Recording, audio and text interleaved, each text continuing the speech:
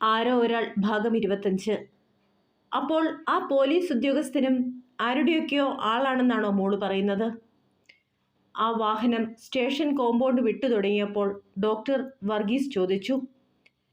അദ്ദേഹത്തിൻ്റെ ശബ്ദത്തിൽ എന്തെന്നില്ലാത്ത ഭയം നിഴലിച്ചു. തീർച്ചയായും അതങ്ങനെ തന്നെയാണ്. അയാളുടെ വാക്കുകളും പ്രവൃത്തികളും എല്ലാം അതുതന്നെയാണ് വിളിച്ചു പറയുന്നത്. മെർലിൻ്റെ വാക്കുകളിൽ എന്തെന്നില്ലാത്ത ഉറപ്പുണ്ടായിരുന്നു. എനിക്കിത് വിശ്വസിക്കാനാകുന്നില്ല.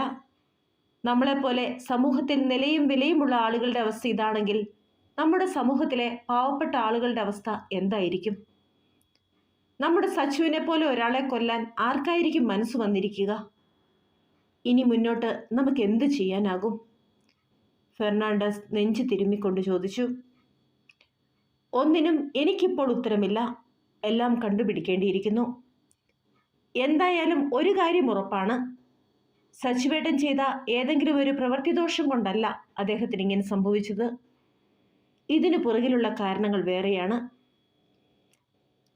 തോമസ് എന്ന വ്യക്തിയല്ലാതെ നമുക്ക് മറ്റൊരു ശത്രു ഉണ്ടെന്ന് എനിക്ക് തോന്നുന്നില്ല.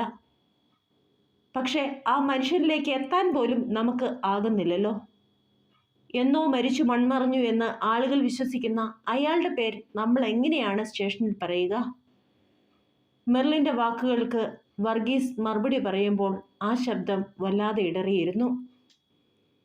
നമുക്ക് മന്ത്രിതലത്തിൽ ഒന്ന് നോക്കിയാലോ? അതാകുമ്പോൾ പോലീസുകാർക്ക് അല്പം പേടിയുണ്ടാകും. എൻ്റെ കൂടെ പഠിച്ച വിവേക്, അവനെ ഡാഡി ഓർക്കുന്നില്ലേ? അവൻ്റെ ഡാഡി കേന്ദ്രമന്ത്രിയാണ്. ഞാൻ അവനെ ഒന്ന് വിളിച്ച് സംസാരിക്കട്ടെ? റോഷൻ പെട്ടെന്ന് ചോദിച്ചു.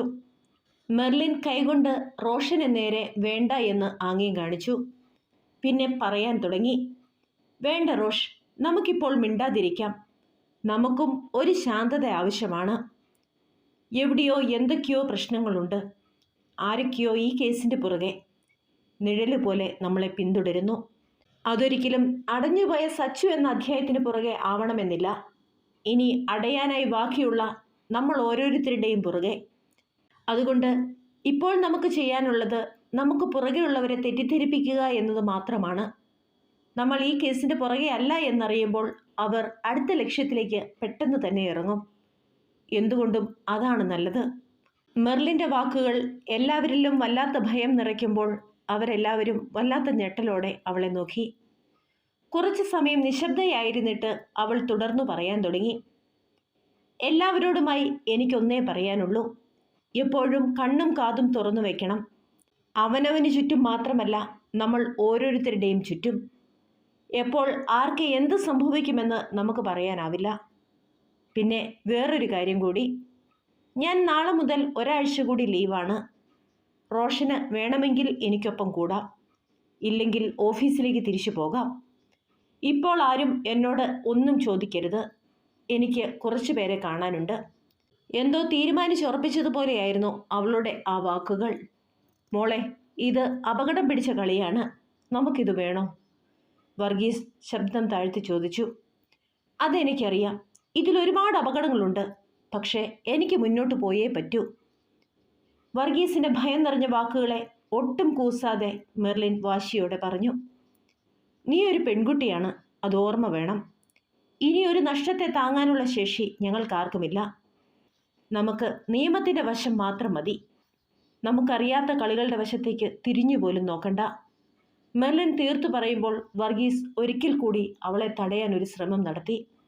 ഇവിടെ നമ്മളിൽ പലരുടെയും ജീവിതം തന്നെ അപകടത്തിലാണ്.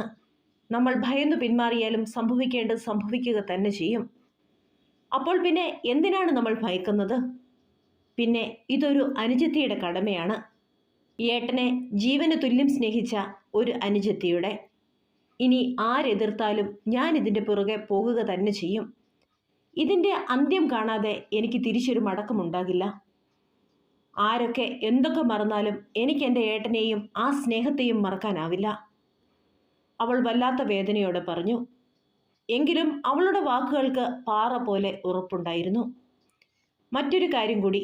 നമ്മളിപ്പോൾ പറഞ്ഞ ഈ കാര്യങ്ങൾ നമ്മൾ 4 പേരല്ലാതെ മറ്റാരും അറിയാൻ പാടില്ല. ഞാൻ ലീവിലാണ് എന്ന കാര്യം പോലും ആരും അറിയരുത്. നമ്മൾക്ക് ക്യാമ്പുകളുണ്ടല്ലോ, അതിലേതെങ്കിലും ഒന്നിൽ ഞാൻ ഉണ്ടായിരിക്കണം. അതാണ് ആശുപത്രിയിലെ ഓരോ ജീവനക്കാരുടെയും അറിവ്. ഇതിൽ മാറ്റമുണ്ടാകാൻ പാടില്ല. വീടിൻ്റെ കോമ്പൗണ്ടിലേക്ക് അവരുടെ വാഹനം എത്തുമ്പോൾ മെർലിൻ എല്ലാവരെയും ഓർമ്മിപ്പിച്ചു. ഡോക്ടർ ഇപ്പോൾ പോയതേ ഉള്ളൂ. നിങ്ങൾ എന്താ താമസിച്ചത്? അവർ വീട്ടിലേക്ക് എത്തുമ്പോൾ ശോശ ആ ചോദ്യവുമായി ഓടി വന്നു. ഹേയ്, ഒന്നുമില്ല. സച്ചുവിൻ്റെ മരണവുമായി ബന്ധപ്പെട്ടുള്ള ചില കാര്യങ്ങൾ. അതിനുവേണ്ടി സ്റ്റേഷൻ വരെ പോയി. സൂസൻ, അവളെവിടെ? അവൾക്ക് തലവേദനയാണെന്ന് പറഞ്ഞ് പള്ളി കഴിഞ്ഞപ്പോൾ തന്നെ ഇവിടേക്ക് പോന്നിരുന്നല്ലോ, വർഗീസ് തിരക്കി. സൂസൻ ജാസ്മിൻ്റെ അടുത്തുണ്ട്. ഡോക്ടർ ആ കുട്ടിക്ക് ഒരു ഇഞ്ചക്ഷൻ കൊടുത്തു. അതിൻ്റെ മയക്കത്തിലാണ് ആ കുട്ടി. ഡോക്ടർ എന്താ പറഞ്ഞത്? വർഗീസ് ആകാംക്ഷയോട് ചോദിച്ചു. ഒരുപാട് പ്രശ്നങ്ങളിൽ കൂടി കടന്നു വന്ന കുട്ടിയല്ലേ. ഈ വലിയ ഷോക്ക് കൂടി താങ്ങാനുള്ള ശേഷി ആ കുഞ്ഞിന് ഉണ്ടായിരുന്നില്ല. കഴിഞ്ഞുപോയ കാര്യങ്ങളെപ്പറ്റി ഓർത്ത് സങ്കടപ്പെടാൻ അനുവാദം കൊടുക്കാതെ സാധിക്കുന്നിടത്തോളം അവൾക്കൊരു നോർമൽ ലൈഫ് കൊടുക്കാനാണ് ഡോക്ടർ പറഞ്ഞത്. പിന്നെ വീട്ടിൽ ഇങ്ങനെ ഇരുത്താതെ ഹോസ്പിറ്റലിലെ ഉത്തരവാദിത്തങ്ങൾ കൂടി അവളെ ഏൽപ്പിച്ചാൽ അതും അവളുടെ തിരിച്ചുവരവ് എളുപ്പത്തിലാക്കാൻ സാധിക്കുമെന്ന് പറഞ്ഞു. പിന്നെ മറ്റൊരു കാര്യം കൂടിയുണ്ട്.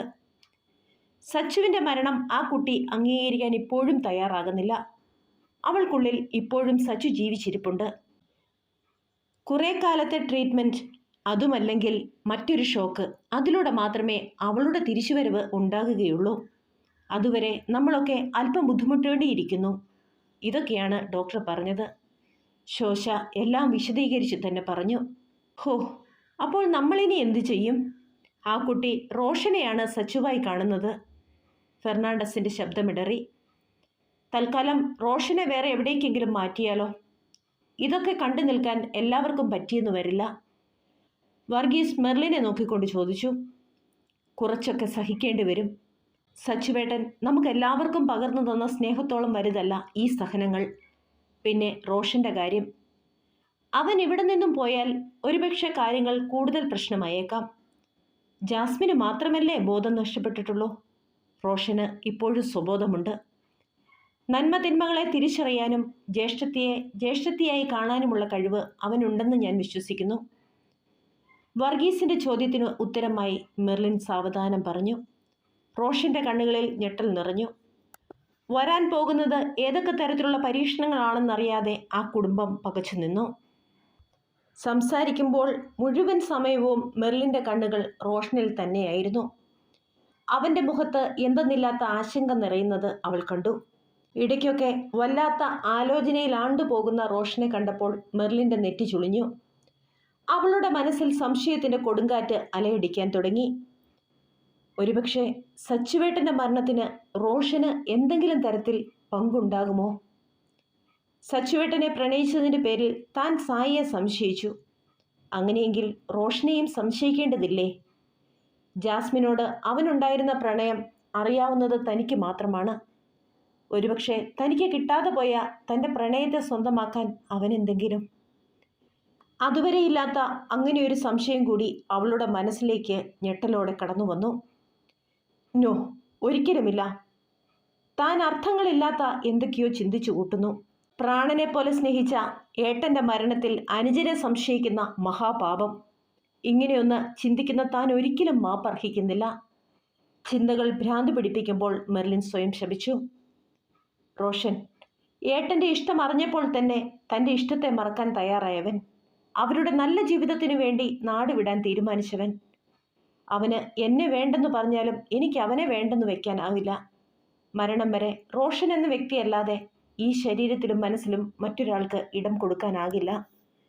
അതുകൊണ്ട് തന്നെ അവനെപ്പറ്റി അങ്ങനെയൊക്കെ ചിന്തിച്ചു പോയതോർത്ത് അവൾക്ക് വല്ലാത്ത കുറ്റബോധം തോന്നി.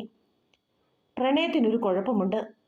ആഴമായി സ്നേഹിക്കുന്നവർക്ക് ഒരിക്കലും അതിൽ നിന്ന് പിന്തിരിഞ്ഞു നടക്കാനോ വിട്ടുകൊടുക്കാനോ സാധിക്കില്ല.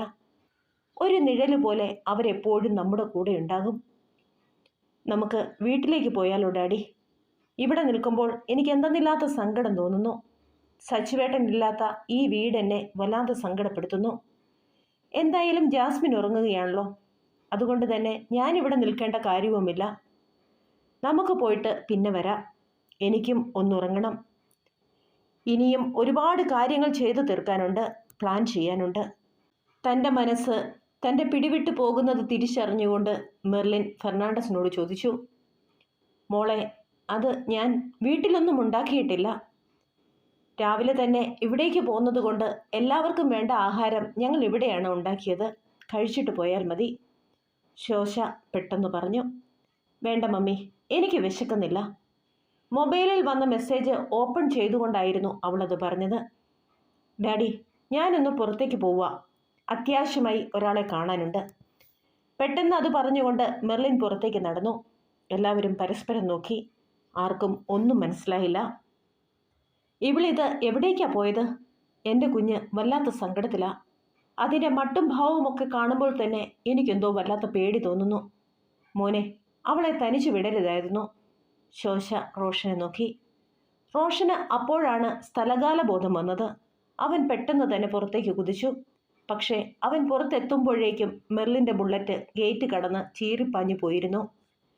അവൾ എവിടെയായിരിക്കും പോയിട്ടുണ്ടാകുക? ദിവസങ്ങളായി വല്ലാതെ ഡിസ്റ്റർബ്ഡാണ് അവൾ. സച്ചിവേട്ടനെ കൊന്നവരെ കണ്ടുപിടിക്കാതെ വിശ്രമിക്കാനാകില്ല അവൾക്ക്. എത്ര ആലോചിച്ചിട്ടും അവൾ എവിടേക്കാണ് പോയതെന്ന കാര്യത്തിൽ അവന് യാതൊരു ഐഡിയയും കിട്ടിയില്ല. സമയം കടന്നു പോകും തോറും ഡാഡി പറഞ്ഞ കാര്യങ്ങളെല്ലാം അവൻ്റെ മനസ്സിൽ കൂടി കടന്നുപോയിക്കൊണ്ടിരുന്നു. ഇനിയും അവളെ കൂടി നഷ്ടപ്പെടുന്ന കാര്യം അത് ആലോചിക്കാൻ പോലും തനിക്ക് സാധിക്കുന്നില്ല.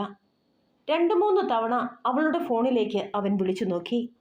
റിങ് ചെയ്ത് അവസാനിച്ചെങ്കിലും അവൾ അതെടുക്കുന്നില്ല. ഇരുട്ടിന് കനം കൂടുന്തോറും റോഷന്റെ മനസ്സിൽ ഭയം ഇരട്ടിച്ചു. പ്രിയപ്പെട്ടവർ ഓരോരുത്തരായി തനിക്ക് നഷ്ടപ്പെടുകയാണല്ലോ ദൈവമേ. ജീവന് തുല്യം സ്നേഹിച്ച സച്ചുവേട്ടൻ തനിക്ക് നഷ്ടപ്പെട്ടിരിക്കുന്നു. ഇനിയും ഒരു നഷ്ടത്തെ താങ്ങാനുള്ള ശേഷി അത് തനിക്കില്ല.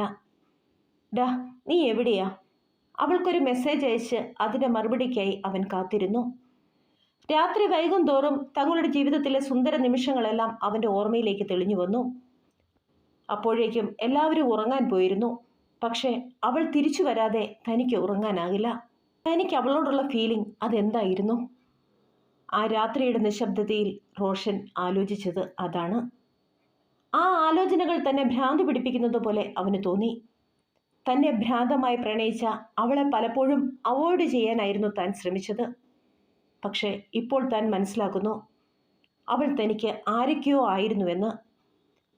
ദിവസങ്ങൾ ഉറക്കമിളച്ചതുകൊണ്ട് ഇടയ്ക്ക് എപ്പോഴോ ഉറക്കത്തിലേക്ക് വഴുതി വീഴുമ്പോഴാണ് അവളുടെ ബുള്ളറ്റിൻ്റെ ശബ്ദം കേട്ടത്. അതവൻ്റെ മനസ്സിൽ നിറച്ച സന്തോഷത്തിന് അളവുണ്ടായിരുന്നില്ല. അവൻ പെട്ടെന്ന് ചാടി എഴുന്നേറ്റ് മുറ്റത്തേക്ക് ഓടി. ആരോ ഒരാൾ തുടരും. കൂട്ടുകാരെ, അടുത്ത ഭാഗവുമായി നാളെ കാണും വരെ ബൈ ബൈ, സ്റ്റേ സേഫ്.